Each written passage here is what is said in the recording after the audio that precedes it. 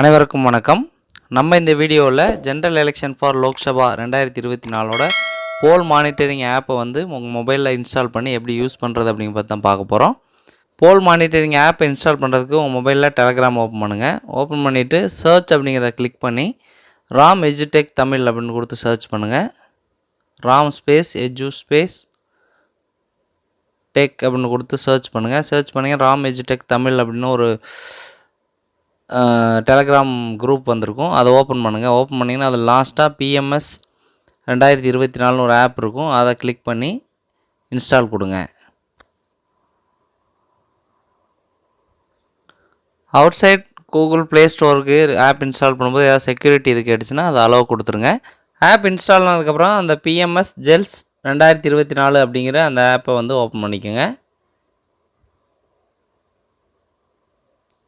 Phone number அப்படிங்கிற இடத்துல இப்போ அவங்க டெமோக்காக ஒரு ஃபோன் நம்பர் கொடுத்துருக்காங்க. அந்த நம்பரை வந்து இந்த இடத்துல என்டர் பண்ணிக்கோங்க.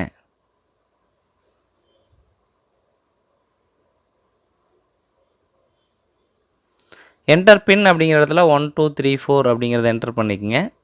என்டர் பண்ணிவிட்டு லாகின் அப்படிங்கிறத கொடுங்க.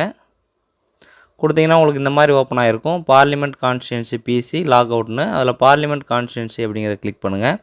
கிளிக் பண்ணிங்கன்னா ப்ரீ போல் டே லாக் அவுட்னு இருக்கும். ப்ரீ போல் டே அப்படிங்கிறத கிளிக் பண்ணுங்கள். கிளிக் பண்ணிங்கன்னா போலிங் பார்ட்டி ரீச்டு அப்படின்னு கேட்குறாங்க. அதில் வந்து உங்களுடைய ப்ரெசிடிங் ஆஃபீஸர் மற்ற போலிங் ஆஃபீஸர்ஸ் எல்லாம் வந்திருந்தாங்கன்னா எஸ்ன்னு கொடுத்துருங்க.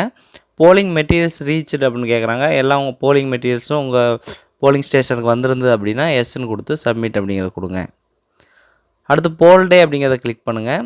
கிளிக் பண்ணிங்கன்னா மார்க் போல்னு இருக்குது. மார்க் போல் அப்படிங்கிறத கிளிக் பண்ணி நீங்கள் மார்க் போல் முடித்ததுக்கப்புறம் இந்த மார்க் போல் கண்டக்டட் அப்படிங்கிறதுல எஸ்ன்னு கொடுத்து சப்மிட் கொடுத்துருங்க. அடுத்து போல் ஸ்டார்டட் அப்படிங்கிறத கிளிக் பண்ணுங்கள்.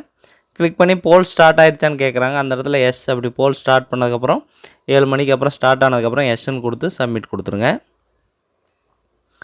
அடுத்து செலக்ட் டைம் அப்படிங்கிற கிளிக் பண்ணுங்கள். கிளிக் பண்ணி ஒவ்வொரு டைமுக்கும் நீங்கள் பதிவான வாக்குகளை வந்து பதிவு செய்யணும். 9 AM 11 AM 1 PM 3 PM 5 PM 7 PMனு.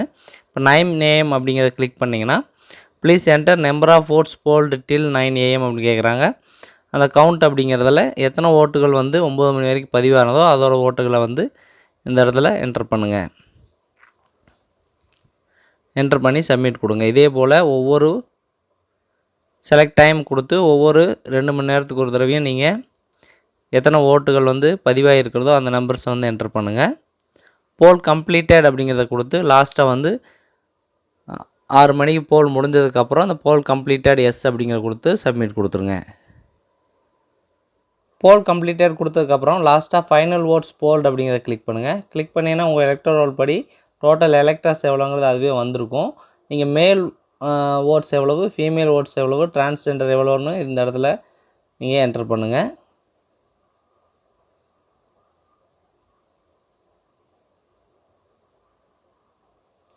Enter பண்ணிங்கன்னா டோட்டல் ஓட்ஸ் போல்டு வந்து உங்களுக்கு அதுவே வந்திருக்கும்.